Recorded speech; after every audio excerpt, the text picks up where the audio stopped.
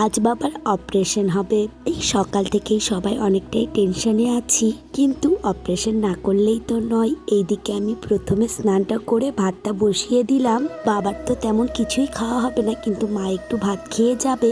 আর বাবাকে একটু বানিয়ে দিয়েছিলাম রচা আর কয়টা বিস্কুট, বাবা সেগুলোই খাবে, হালকা খাবার খেতে বলেছে। আজকেই যেহেতু অপারেশন হবে তাই খালি পেটে থাকতে বলেছে। আর সত্যি কথা বলতে এতটাই টেনশন হচ্ছে, অপারেশনটা কেমন হবে, সবকিছু ঠিকঠাক থাকবে তো?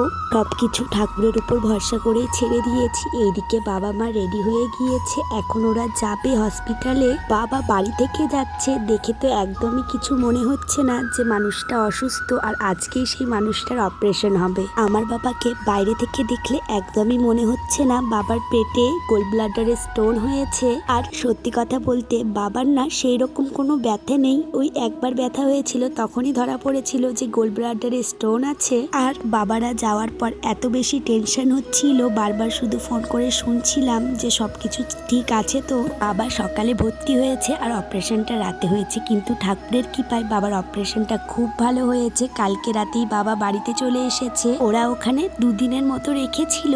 আমি তোমাদের সাথে এই 2 দিন কোনো ভিডিও শেয়ার করিনি, মনটা তেমন ভালো ছিল না, কিন্তু এখন সুস্থভাবে বাবা বাড়িতে এসেছে। এটা দেখেই মনটা অনেক শান্তি। এখন চেষ্টা করব তোমাদের সাথে সবকিছু শেয়ার করার। আজকে আসি।